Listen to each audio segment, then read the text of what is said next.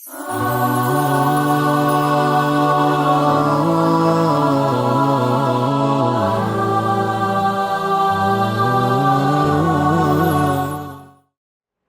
सलाम अलैकुम। प्रोग्राम इंतखाब में आपका मेज़बान अथर काज़मी आपका खैर मकदम करता है। खदीजा टीवी की इस ख़ास मुहिम में हम उन नौजवानों के लिए ये प्रोग्राम लेकर आए हैं ताकि उन नौजवानों जिनको कॉलेज से एजुकेशन के बाद आने वाली दिक्कतों और अपने कैरियर को चुनने में आसानी हो जाए। हमारी कोशिश है कि हम उन तमाम लोगों से गुफ्तगू करें जिन्होंने अपने कैरियर में एक आला मुकाम हासिल किया है। इसी कड़ी में आज हमारे साथ एक अजीम-उश-शान शख्सियत मौजूद है जो कि रेलवेज़ में डिप्टी डायरेक्टर रह चुके हैं फाइनेंस में। प्रेजेंट टाइम में वो मेट्रो में कंसल्टेंट मैनेजर हैं, फाइनेंस देख रहे हैं और उन्होंने न सिर्फ इन तमाम ओहदों पर अपनी तमाम तरह की जिम्मेदारी निभाई है बल्कि उन तमाम लोगों के लिए मशाल राह भी हैं जो कौम मिल्लत के लिए एक नमूने अमल की तरह से हैसियत रखते हैं। यानी वजीफ़े सादात में उन्होंने ख़ास तौर पर इसी तरीक़े की मुहिम को आगे बढ़ाया और गाइडेंस और कोचिंग का एक बेहतरीन अंदाज में उसको अपने फॉलो किया और तमाम स्टूडेंट्स के लिए मिशल राह भी बने। मेरी मुराद जनाब सैयद ऐनुर रज़ा साहब से है जो हमारे साथ इस वक्त मौजूद हैं। ये हमारी खुशनसीबी है कि हमारी गुफ्तगू उनसे होगी। आइए उनका खैर मकदम करते हैं। अस्सलाम वालेकुम। वालेकुम अस्सलाम। हम अगर शुरुआत करें कि इस वक्त हम रिटायर्ड डिप्टी डायरेक्टर जनाब ऐनुर रज़ा साहब से गुफ्तगू कर रहे हैं, ये सफ़र का आगाज़ कैसे होता है और कहाँ से होता है? नाज़रीन सलाम अलैकुम। जहाँ तक सवाल है सफ़र के आगाज़ का तो वो पढ़ाई से शुरू होता है। मेरी नानी और मेरे नाना के यहाँ मेरी एजुकेशन स्टार्ट हुई और मैं दर्जा 3 तक प्योर उर्दू मीडियम से पढ़ा हूँ। चौथे दर्जे में एडमिशन के लिए मुझे हिंदी सीखने के लिए एक गुरुजी का स्कूल था, 1 महीने का एडमिशन लिया। मैंने हिंदी सीखी और उसकी मैथमेटिक्स सीखी। सीधे चौथे दर्जे में एडमिशन लिया। उसके बाद मैंने अंग्रेज़ी सीख ली थी, इसलिए 4 से मुझे 5 में ज़रूरत नहीं पड़ी, 6 में सीधे गया मैं। इस तरीके से मेरा सफ़र हाई स्कूल तक बहुत आसानी से गुज़र गया। हाई स्कूल पास करने के बाद अब मुझे ये आर्ट साइड से मैंने किया था, ज़रूरत थी हायर एजुकेशन में जाने की। तो हमारे एक दोस्त थे, वो कॉमर्स बीकॉम कर रहे थे। उन्होंने मुझसे कहा कि तुम कॉमर्स ले लो। मैंने पूछा कॉमर्स लेने से क्या होगा, तो बोले कि बैंक में नौकरी मिल जाएगी। तो मैंने इस पॉइंट ऑफ व्यू से कि ये जॉब ओरिएंटेड एजुकेशन होगी, मैंने कॉमर्स ले ली, बीकॉम किया। बीकॉम करने के बाद हम लोगों का बिल्कुल दिमाग ही बदल गया कि नौकरी नहीं करनी है, बिज़नेस करनी है। और बहुत कम पैसे में हमने साबुन फैक्ट्री पार्टनरशिप में स्टार्ट की और बहुत सक्सेसफुल रही पार्टनरशिप मेरी।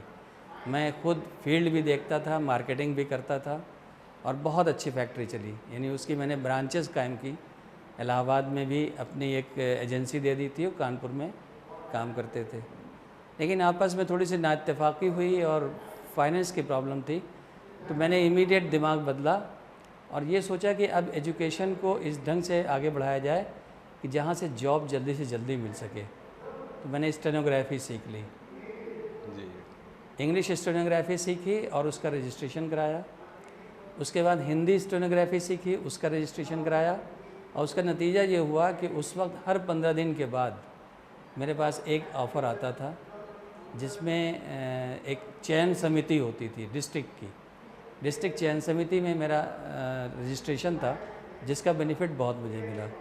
लेकिन इसी बीच में रेलवे से वैकेंसी निकली फाइनेंस डिपार्टमेंट की, उसमें मैंने भरा और मेरा सिलेक्शन हो गया। रेलवे का फाइनेंस डिपार्टमेंट बहुत ही प्रोग्रेसिव डिपार्टमेंट है। मैं सिंपल कॉमर्स ग्रेजुएट था, मुझे आगे पढ़ने की ज़रूरत ही नहीं पड़ी, बिज़नेस में आ गया, सर्विस में आ गया। लेकिन यहाँ पर यह था कि अगर आप एग्ज़ामिनेशन क्वालिफाई कर लेते हैं तो आप सीधे ऑफिसर बन जाएंगे। इंटरनल एग्ज़ाम, रेलवे का इंटरनल अपेंडिक्स 3 एक कहलाता था, that was senior subordinate account services का एग्ज़ाम होता था, जो ऑल इंडिया रेलवे बेसिस पे होता था। उसको मैंने क्वालिफाई कर लिया और उसके बाद मेरी मंजिल आगे बढ़ने लगी और एक के बाद दूसरे प्रमोशंस मिलते रहे। बाद में मैं जब रिटायर हुआ तो I was deputy director finance in ministry of Railways. वहाँ से जब मैं रिटायर हो गया तो लखनऊ मेट्रो बनने लगी थी। मेरे काम करने का अंदाज़ और जिसको ये कहें कि डेडिकेशन, दोनों इतना ज़्यादा था कि यहाँ जो डायरेक्टर फाइनेंस आए उन्होंने मुझे कॉल किया और बोले कि तुम क्या कर रहे हो। मैंने बताया कि मैं तो अभी बेकार हूँ आजकल, और बीमार था मैं। अरे यार बीमारी छोड़ो, तुम, मुझे ज़रूरत है तुम्हारी, तुम यहाँ मेट्रो में आ जाओ।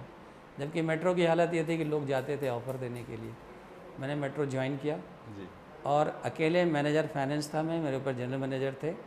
पूरे ऑफिस को हम लोगों ने, पूरे प्रोजेक्ट को एंड टाइम चलाया उसको। बहुत सक्सेसफुल लाइफ रही मेरी, और इस तरीके से हमारा तो सफ़र ज़िंदगी बहुत अच्छा गुजरा। सुभान अल्लाह। और उसमें डेडिकेशन ही था मेरा, और ईमानदारी से काम करना था। एनुल भाई, अगर मैं ये पूछूं कि मतलब अब इस तमाम जो सफ़र था वो सफ़र धीरे धीरे आगे बढ़ा, इसमें ज़िंदगी में सबसे अहम तरीन चीज़ जो इंस्टीट्यूट का होता है, या इंस्टीट्यूशंस की बात करें या असातिज़ा, उस्ताद या टीचर्स की बात करें, तो वो कितना अहम रोल अदा करते हैं इस ज़िंदगी में और तमाम तलबा के लिए? ये तो जिसे कहिए कि एजुकेशन की जान है ये लोग। जी। एजुकेशन की जान दो चीज़ें हैं, एक है फाइनेंस और दूसरा है फैकल्टी। जी। फाइनेंस के मामले में आई वॉज़ वेरी वीक, तो मुझे वजीफ़ा सादात व मोमिनीन ने हेल्प किया, और मैंने उससे ग्रेजुएशन करते वक्त वहाँ से हमको मदद मिली, वहाँ से मुझे वजीफ़ा मिला और उसने मुझे बहुत हेल्प की। वरना मेरा इंटरमीडिएट में घरेलू हालात थोड़े से ख़राब थे, जिसकी वजह से एडमिशन होने के दूसरे महीने नाम कट गया, क्योंकि फ़ीस नहीं जमा हो सकी थी। तो हमारे जो उस्ताद थे वो मुझसे, उन्होंने सबके सामने कहा तुम्हारा नाम कट गया है क्योंकि तुमने फ़ीस नहीं जमा की है। तो मेरे पास कोई चारा नहीं था। I was very much disappointed, और मेरे आंखों से आंसू निकल आए। बोले क्या बात है, तुम मुझसे क्लासरूम में आके मिलो। हम गए तो उनसे कहा कि सर मैं फ़ीस जमा कर दूंगा, मुझे क्लास में बैठने दिया जाए। तो उन्होंने कहा कि तुम क्लास नहीं छोड़ोगे और क्लास में आओ, तुम्हें फ़ीस की ज़रूरत नहीं है। ये एजुकेशन में टीचर का रोल है, ये वही समझ सकता है कि बच्चे को कैसे आगे बढ़ाया जाए। और फिर मैंने ट्यूशन करना शुरू किया, ट्यूशन करके मैंने अपनी फ़ीस को अदा किया। लेकिन पहले ही साल मेरा नाम, अगर मेरे टीचर ने मुझे हेल्प नहीं की होती तो मेरा पहले ही साल ख़त्म हो जाता और मेरी पढ़ाई भी बंद हो जाती। शायद ये आज जो मैं ये ख्वाब देख रहा हूँ ये पूरा भी ना हो पाता। जज़ाकल्लाह। एनुल भाई, अब हम पर्टिकुलर सब्जेक्ट के ऊपर आते हैं। कॉमर्स एक बहुत ही ब्रॉड सब्जेक्ट है।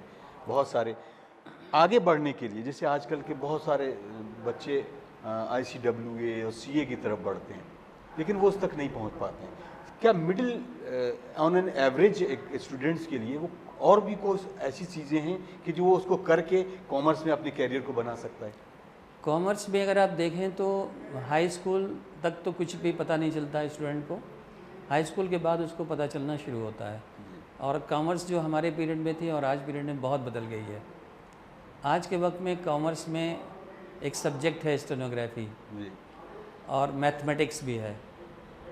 इंटरमीडिएट क्वालिफाई करने के बाद कैरियर एजुकेशन स्टार्ट हो जाती है। मेरा अपना इतनी ज़िंदगी का जो तजुर्बा है कि अगर आपको हायर एकेडमिक एजुकेशन लेनी है तो आप M.Com करिए, और M.Com करने के बाद PhD कर लीजिए, तो आपकी ज़िंदगी फैकल्टी में बहुत कामयाब ज़िंदगी हो जाएगी। B.Com तक ही जाते हैं, B.Ed कर लीजिए, टीचर बन जाइए। और अगर और भी आप करना चाहते हैं तो इसमें IAS में भी बैठ सकते हैं, PCS में बैठ सकते हैं। कॉमर्स एक सब्जेक्ट है। ये इस तरीके से आप अपना कैरियर बना सकते हैं।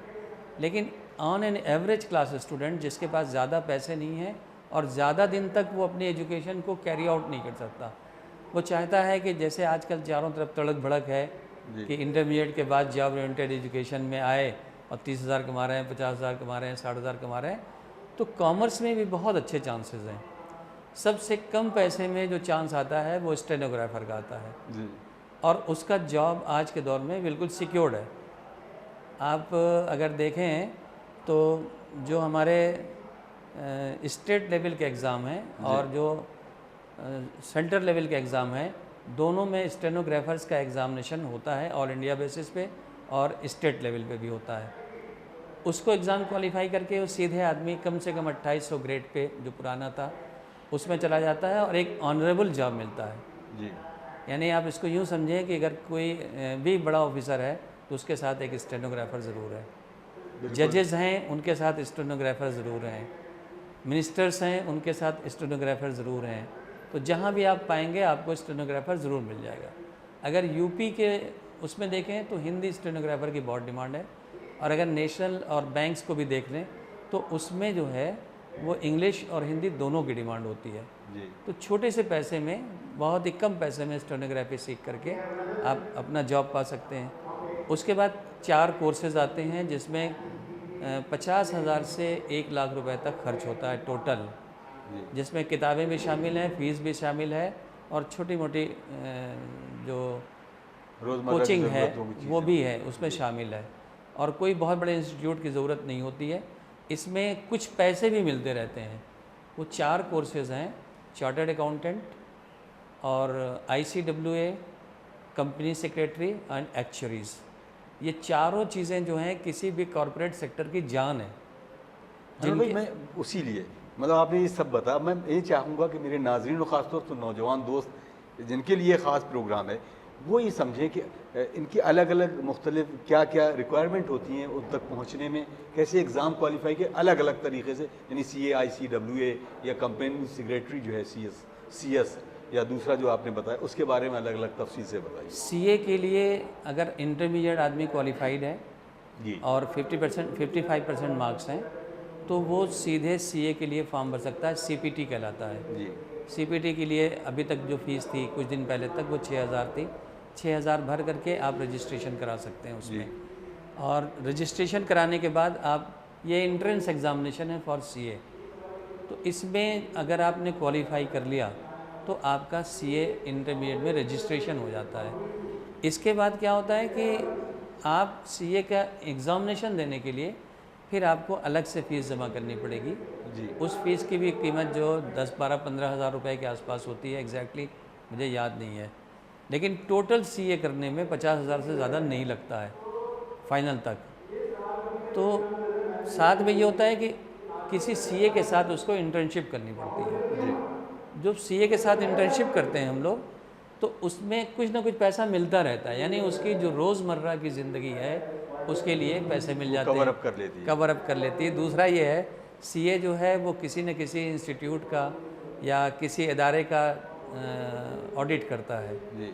ऑडिट करने वाला ऑडिटर बहुत रिस्पेक्टेबल पर्सन होता है जिसका ऑडिट किया जा रहा होता है, तो वो भी बहुत ठीक से केयर करते हैं। तो स्टूडेंट्स को ये नहीं लगता है कि हम पढ़ रहे हैं और एक लाइबिलिटी है, बल्कि उसको ये लगता है कि हम कुछ कंट्रीब्यूट भी कर रहे हैं। एग्ज़ामिनेशन होते हैं, अगर इंटरमीडिएट एग्ज़ामिनेशन क्वालिफाई कर लीजिए, उसके बाद फिर से फाइनल एग्ज़ाम होता है, फाइनल एग्ज़ामिनेशन क्वालिफाई कर लिया, अब उसके बाद now you are chartered accountant. जी। फिर उसके बाद एक छोटा सा कोर्स है, 15 दिन का, वो बुलाते हैं और बुला करके उसको फाइनल करके आपको सर्टिफिकेट अवार्ड हो जाता है। इसके बाद से उसकी ज़िंदगी के रास्ते खुल जाते हैं। वाह। मैं अगर आपको अदर देन रेलवेज़ और गवर्नमेंट सेक्टर में चार्टर्ड अकाउंटेंट नहीं होते, वहाँ पर या तो डिपार्टमेंट से ही प्रमोशंस होते हैं और या फिर IR सर्विसेज के थ्रू आते हैं। जैसे रेलवेज़ को लें तो IRAS कहलाते हैं वो, जी। क्लास 1 ऑफिसर होते हैं, IAS एलाइड ग्रुप से आते हैं वो। लेकिन बाकी जितने corporate sector, institutions, trust, colleges, जहाँ कहीं भी अकाउंट है, वहाँ का अकाउंट वेरीफाई करने के लिए, ऑडिट करने के लिए और गवर्नमेंट एजेंसीज़ को एक रिस्पेक्टेबल अकाउंट की सर्टिफिकेशन के लिए चार्टर्ड अकाउंटेंट होना मस्ट है। अरुण भाई, ये डिपार्टमेंट ऑफ AG डिपार्टमेंट जो होता है, उसको अगर हम कहें तो उसको हम कैसे बताएंगे, वो वहाँ तक पहुँचने में एक अकाउंटेंट जनरल के एग्ज़ामिनेशन के लिए कम्पिटिटिव एग्ज़ाम होते हैं, जी। जो एक तो वो ऑल इंडिया बेसिस पे होता है, जी। जैसे रेलवेज़ का मैंने बताया, वैसे उनके भी एग्ज़ाम होते हैं जो डायरेक्ट ऑफिसर आते हैं। बाकी एग्ज़ामिनेशन उनके लिए अभी एंट्री ऐसे ही है, कमीशन बेसिस पे है। जी। जैसे अपने यहाँ Uttar Pradesh public service commission है, जी। वहाँ से इनका सिलेक्शन होता है। कुछ का यूनियन पब्लिक सर्विस कमीशन से होता है। उसमें सब्जेक्ट वाइज ज़रूरत नहीं होती कि वो BCom हो या किसी भी सब्जेक्ट से आ सकता हो। सब्जेक्ट की कॉमर्स की रिक्वायरमेंट होती है, लेकिन कंपलसरी नहीं है, साइंस के स्टूडेंट भी उसमें आ सकते हैं। बस वो एग्ज़ामिनेशन आपको क्वालिफाई करना है, फिर उसके बाद उसको इंटरनल एग्ज़ामिनेशन देके वो audit officer, senior audit officer, chief audit officer तक पहुंचते चले जाते हैं वो। अब ICWA क्या है? सीए में एक चीज़ मैं आपको और बता दूं कि सीए एग्जीक्यूटिव्स भी होते हैं, जी। अपना काम शुरू कर सकते हैं वो, और एग्जीक्यूटिव भी होते हैं। एग्जीक्यूटिव जो होते हैं, आप अगर किसी अच्छे डिपार्टमेंट की बात देखें तो 2000 20,000 से उनकी सैलरी स्टार्ट होती है, कहीं कहीं 24,000 से स्टार्ट होती है। यानी आज के सिनेरियो में अगर आप देखें तो उनको कम से कम 70 से 80,000 रुपये मिलते हैं। और उसके अलावा पर्क्स देख लें तो 1,15,000 1,20,000 से उनकी स्टार्टिंग होती है एग्जीक्यूटिव्स में, और बहुत ही रेपुटेबल, बहुत ही इम्पॉर्टेंट पोस्ट होती है उनकी। ऐसे ही ICW होते हैं, ये तो वो जो ऑफिसेज इंस्टीट्यूशंस हो गए वो, लेकिन जहाँ फैक्ट्रीज़ हैं, प्रोडक्शंस होते हैं, है ना, इन सब के लिए कास्ट अकाउंटेंट की वही हैसियत है जो इंस्टीट्यूट एंड ट्रस्ट के लिए चार्टर्ड अकाउंटेंट की होती है। इनकी भी पोजीशन वैसे ही होती है। तो एक बार इनका सिलेक्शन कहीं हो गया, ये अपना काम भी शुरू करते हैं। इसके बाद आते हैं कंपनी सेक्रेटरीज़। हर कंपनी को चलाने के लिए एक कंपनी सेक्रेटरी की ज़रूरत है जी। बगैर उसके, या अगर फुल टाइम कंपनी सेक्रेटरी नहीं है तो part time company secretary certification के लिए रखते हैं। तो इनकी भी उतनी ही अहमियत है, और इनके भी खर्चे जो हैं वो 50,000 से कम के अंदर ही। यानी टोटल कोर्स एक्चुअरीज जो होते हैं वो बाकी सर्टिफिकेशन करते हैं, PF, इंश्योरेंस, ये सब में कितनी ज़रूरत पड़ेगी, तो इनके सर्टिफिकेशन के बजाय बगैर कंपनीज़ कोई भी कितना असेसमेंट होना चाहिए खर्चे का वो नहीं कर सकते। तो ये चारों पोस्ट ऐसी हैं जिनके लिए आदमी को मैक्सिमम ग्रेजुएट होना चाहिए। इंटरमीडिएट के बाद भी इसमें कोर्सेज आते हैं, जा सकते हैं। तो कम से कम पैसे में अच्छा करियर, ब्राइट करियर हासिल करने के लिए ये चारों कोर्स बहुत अच्छे कोर्सेज हैं, जो कॉमर्स की वजह से भी मिल सकता है, और अगर कॉमर्स नहीं भी है वो लोग भी कर सकते हैं। कॉमर्स वालों के इसलिए कि फाइनेंस इनमें सब में शामिल है जी। तो वो उनको बहुत कंट्रीब्यूट करता है। फाइनेंस पढ़ के आते हैं, पूरा कॉमर्स पढ़ के आते हैं। इनमें लॉ भी है, चारों कोर्सेज में लॉ भी है, कॉमर्स भी है, मैथ्स भी है। तो इन चारों ग्रुप के लोग इसको क्वालिफाई करते हैं। बाकी तो आपकी मेहनत पर है। Excellence is a must. ज़िंदगी में अगर आपका एक्सेलेंस नहीं है, डेडिकेशन, डिवोशन, ये सब होना चाहिए कि हम बस जिस काम को हमने हाथ में पकड़ लिया, तो अब घर एक तरफ है, समाज एक तरफ है, इसमें अगर आपने एक्सेलेंस पैदा कर लिया अपने इन 3-4 सालों की पढ़ाई में, तो फिर 30, 40, 50 साल की आपकी ज़िंदगी बिल्कुल सुखमय हो जाएगी। और यहीं पर अगर आप average class, below average class student रहे तो बाकी ज़िंदगी हो सकता है क्लिक कर जाए और हो सकता है ना भी करे। अनिल सर, अगर हम एक पूछे कि इस ज़िंदगी में एक्सीलेंस की तरफ बढ़ने के लिए अब तमाम जद्दोजहद होती हैं, तो एक बंदा अगर ये सब कोर्स करता है, सपोज CA या CS, ICW, क्या वो एक्सीलेंस की तरफ बढ़ गया है, या वो समझे कि नहीं इसके बाद भी कुछ वर्कआउट करना उसे? बहुत अच्छा सवाल है आपका। इसलिए कि पढ़ाई कर लेना बहुत आसान है जी। मार्क्स सिक्योर कर लेना बहुत आसान है, लेकिन उसके बाद जॉब के लिए उसको एक्सेलेंस अपना प्रूव करना होता है जी। क्योंकि उसके बाद नॉलेज है। ख़ासतौर से CA, ICWA और CS, ये सब जितने कोर्सेज़ हैं ये रेगुलर प्रैक्टिकल कोर्सेज़ हैं जी। यानी इसमें जो उसने नॉलेज गेन की है उसको अप्लाई भी करता है, लेकिन क्या करता है, किसी के अंडर गाइडेंस कर रहा है, वो उसका कोई ऊपर देखने वाला है, वो उसको करता है, वो उसको और साफ बना देता है। जी। तो इसके पास बेसिक नॉलेज तो बहुत अच्छी होती है, चाहे वो टैक्सेशन की हो, चाहे वो ऑडिटिंग की हो, चाहे वो दूसरी चीज़ें हों जो उसमें होती हैं, लेकिन एक्सेलेंस प्रूफ करना ये एक पर्सनल कैटेगरी है आदमी की, और वो उसकी आती है प्रैक्टिस से। जी। आपके अंदर कितना आपके दिल में भरा हुआ, एक बहुत अच्छा आलिम हो सकता है कोई आदमी, लेकिन बहुत अच्छा स्पीकर नहीं हो सकता। जिसको आप यूँ समझिए, हम अपनी शिया कम्युनिटी को देखते हुए बोलें कि बहुत बड़े बड़े उलमा गुजरे हैं जी। लेकिन उनसे अगर आप कहिए कि 10 मिनट की मजलिस पढ़ दीजिए तो नहीं पढ़ सकते। लेकिन बहुत से ऐसे लोग हैं जिनकी नॉलेज उतनी अच्छी नहीं है, लेकिन जब वो बोलते हैं तो लगता है कि इनके अंदर बहुत दिल में इल्म भरा हुआ है। वैसे ही ये हमारे चारों कोर्सेज़ हैं कि इनके अंदर इल्म तो बहुत सा होता है, लेकिन इनको जो लिखना होता है वो एक्सीलेंस पाने के लिए बहुत प्रैक्टिस करनी पड़ती है, जब ये सर्विस में आते हैं तब भी और सर्विस से पहले भी। इसलिए इन लोगों के लिए हमारी एक राय ये है कि आप कोर्स क्वालिफाई कर लें, सब कुछ कर लें, लेकिन how to present it is a matter of practice.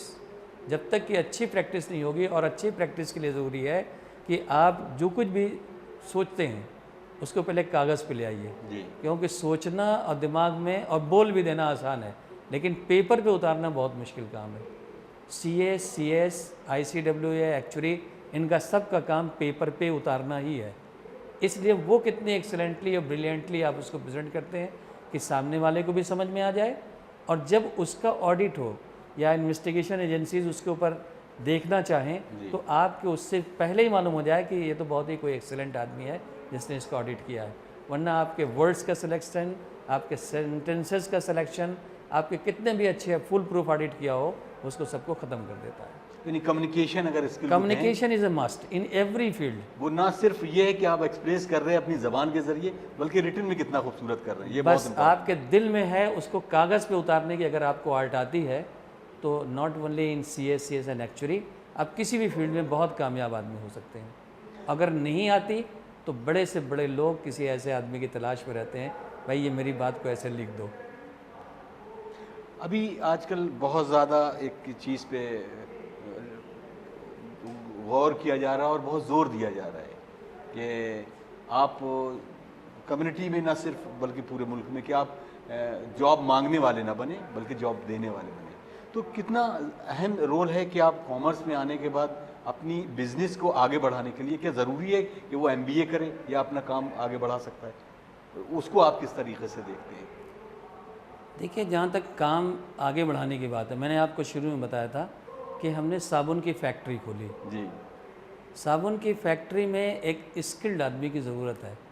I was simple commerce graduate और मुझे साबुन की फैक्ट्री खोलना था, तो मुझे साबुन की ABCD नहीं आती थी। जी। एक साबुन बनाने वाले को पकड़ा और उससे मैंने कहा कि तुम हमारी मदद कर दो। तो बोला मेरे पास टाइम नहीं है। उससे हमने कहा हम लोग पढ़े लिखे हैं, कॉमर्स ग्रेजुएट हैं और चाहते हैं कि अपनी फैक्ट्री खोलें, तो आप हमारी मदद कर दीजिए कि आप हमें साबुन बनाना सिखा दीजिए।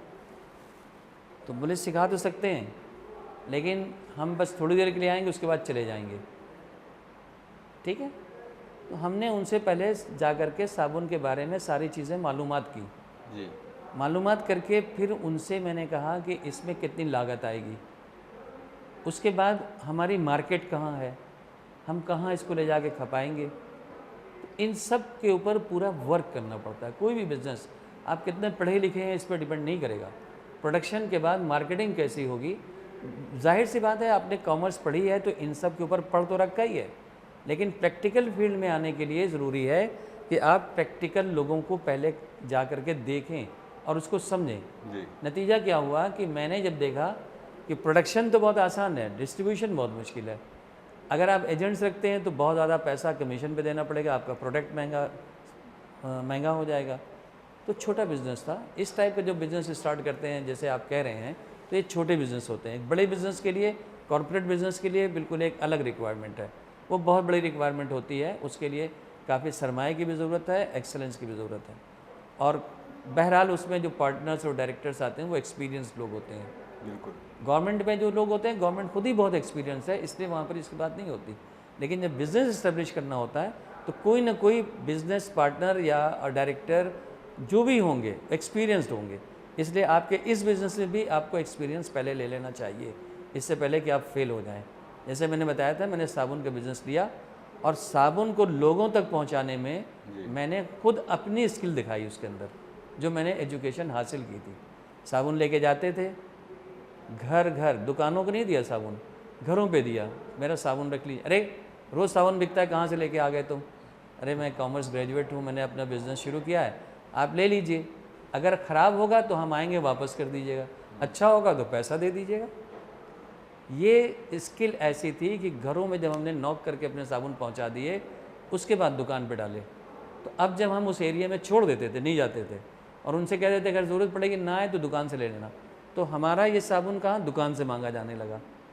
नतीजा ये था कि हम 1 क्विंटल साबुन डेली बनाते थे और डेली हमारा साबुन सेल हो जाता था। तो पढ़ाई और आपका डेडिकेशन और आपकी वर्किंग छोटे बिजनेस के लिए आपके ऊपर ही पूरा डिपेंड करेगा। कॉर्पोरेट बिजनेस के लिए रिक्वायरमेंट अलग है। रज़ा भाई, एक अहम सवाल ये भी है, इस फील्ड में ख़ासतौर से लीगल उसमें अगर हम देखें तो एलएलबी करने के बाद भी कुछ लोग इसमें वो होते हैं, तो उसका परसेप्शन कितना आगे बढ़ता है कि हम अगर लॉ कर लें और कॉमर्स साइड से आएँ तो फाइनेंशियल सेक्टर में लॉ का कितना अहम रोल है? आज के दौर में देखिए, जहाँ तक है अकाउंटिंग, जी। मैंने आपको बताया था शुरू में कि इन चारों कोर्सेज सीए, सीएस, एक्चुअरी और सीएस सब में लॉ भी पढ़ाया जाता है। पूरा एक पेपर होता है, सबके साथ लॉ पेपर होता है, क्योंकि ये सब लोग ऐसे हैं जो लॉ अगर नहीं पढ़ेंगे तो लॉ को कैसे समझा जाए ये भी नहीं जान सकते। जी। इसलिए ज़रूरी है। लेकिन अपने केसेस को कोर्ट, क्योंकि जो भी अकाउंटिंग आपने की है उसके ऊपर कोर्ट केस हो सकता है, तो कोर्ट केस होने के बाद वहाँ पर खड़े होने के लिए लॉ चाहिए। तो अगर ये चारों कोर्स के साथ आदमी एलएलबी भी है तो he can put up his case directly in the court of law. एक चीज़ तो ये है, इसके साथ अगर लॉ करता है तो एक सोने पे सुहागा हो जाता है। Law itself is a very good course अगर इसको उस ढंग में लिया जाए। जैसे एलएलबी ऑनर्स है, जी। हर कंपनी में आपको, हर बड़ी कंपनी में एक लॉ असिस्टेंट, लॉ ऑफिसर ज़रूर मिलेगा आपको। यहाँ तक कि गवर्नमेंट डिपार्टमेंट में भी लॉ ऑफिसर, लॉ असिस्टेंट ज़रूर मिलते हैं आपको। तो वहाँ पर क्या होगा कि वहाँ पर भी आपको चाहिए एक अच्छे एग्जीक्यूटिव की। तो लॉ एलएलबी ऑनर्स जो 5 इयर्स कोर्स है, बहुत अच्छा कोर्स है। इसमें यही नहीं है कि ये लोग कोर्ट ऑफ लॉ में जा कर के अपने केस को प्रेजेंट करते हैं। There are a lot of law executives, बहुत अच्छी प्लेसमेंट है और बहुत अच्छा पैसा भी इनको मिलता है और इनका बहुत अच्छा ऑनर भी होता है। दूसरी चीज़ है कुछ दिन प्रैक्टिस और उसके बाद PCSJ जुडिशल सर्विसेज में जाने के लिए भी बहुत अच्छा है। यानी इसको कहा जाए, हम फिर आपको दोहराएंगे, ये कम पैसे में एक्सेलेंट कोर्स करने के लिए प्रैक्टिसेस के अलावा कंपनीज़ में और ये जो कॉरपोरेट सेक्टर हैं, LLB खासतौर से LLB ऑनर्स वालों की काफ़ी पूछ है और काफ़ी अच्छा पैसा भी मिलता है। इसमें भी जाना आसान काम है इससे। रज़ा भाई, अब हम आखिर में मतलब इस पूरी गुफ्तगू को बोलो आप एक ऐसा मैसेज स्टूडेंट्स के लिए भी हो, उनके पेरेंट्स के लिए भी हो और इस माशरे के लिए भी हो कि वो मैसेज, ताकि वो उनके लिए मिसाल राह बन जाए। आज के दौर में ख़ास तौर से चूँकि फाइनेंस एक बड़ी प्रॉब्लम है और अच्छी एजुकेशन भी एक प्रॉब्लम है। पैसे और अच्छी एजुकेशन के साथ अच्छे प्लेसमेंट के लिए ज़रूरी है कि हम वो कोर्सेज़ करें जिसमें बहुत आसानी से जॉब मिल जाए और बहुत कम पैसे में जॉब मिल जाए। तो मैं तो यही राय दूंगा, ये नहीं है कि ये बिल्कुल फ़ाइनल है, मैं ये राय दूंगा कि इंटरमीडिएट के बाद से ही या ग्रेजुएशन करने के बाद आदमी CA, CS, company secretary, stenographer और लॉ कोर्सेज़ के लिए आगे बढ़ें और इसमें बहुत आसानी से रिस्पेक्टेबल जॉब मिल सकते हैं और पैसा भी बहुत कम लगेगा। जो पैसे इसमें ज़रूरत है, अगर कमी भी हो तो अंजुमन वजीफ़ा सादात व मोमिनीन जैसी बहुत, और TMT लखनऊ की बात कर रहा हूँ मैं, लखनऊ के अलावा हिंदुस्तान में हमारे कम्युनिटी लेवल पे ही बहुत ज़्यादा फाइनेंसेस अवेलेबल हैं। इसके अलावा government of India, government of UP ने भी बहुत सी फाइनेंशियल असिस्टेंस दी हैं कि ये छोटी सी एजुकेशन बहुत ही आसानी के साथ कंप्लीट हो सकती है। टेक्निकल एजुकेशन के लिए भी काफ़ी सरमाया की ज़रूरत होती है, तो उसके लिए तो यकीनन लोन भी बैंक से अवेलेबल हैं और गवर्नमेंट की बहुत सारी फैसिलिटीज़ भी अवेलेबल हैं, वहाँ से इसको कर सकते हैं। सुभान अल्लाह, सुभान अल्लाह। नाज़रीन, उम्मीद करते हैं कि ये गुफ्तगू आपको बहुत अच्छी लगी होगी। न सिर्फ अच्छी लगी होगी बल्कि आपकी कैरियर में आने वाली तमाम उन दिक्कतों को शायद दूर भी कर सके। बहुत दिल की गहराइयों से उनका शुक्रिया अदा करते हैं जनाब ऐनुल रज़ा साहब का। बहुत बहुत शुक्रिया, आपने मुझे वक्त दिया। नाज़रीन, आपसे भी ये गुजारिश है कि आप इस तरह के प्रोग्राम्स को ज़रूर देखें और अब नौजवान दोस्तों के लिए कि जिनके आसपास वो बच्चे पढ़ रहे हैं, ज़रा भी किसी तरह की कोई दिक्कत है, कि परेशानी है, फाइनेंशियली हो या किसी और तरह की, वो राबता करें उन तमाम लोगों से कि जहाँ पे जिनकी गुफ्तगू इस चैनल के ज़रिए यानी खदीजा TV के ज़रिए आप तक पहुँच रही है। एक शेर के साथ अपनी गुफ्तगू को ख़त्म करेंगे कि यहाँ कोताही ज़ौक़े अमल है ख़ुद गिरफ्तारी, जहाँ बाजू से मिटते हैं वहीं से याद होता है। यानी अपनी परों को इस तरीक़े से खोलिए ताकि उड़ान के लिए तैयार रहें और वो कोशिश करते रहिए और तमाम उस काविशों में लगे रहिए, आपकी मंजिल आप तक पहुँच जाएगी। इसी के साथ अपनी मेज़बान अतहर काज़मी को इजाज़त दीजिए। अस्सलामु अलैकुम व रहमतुल्लाहि व बरकातहू।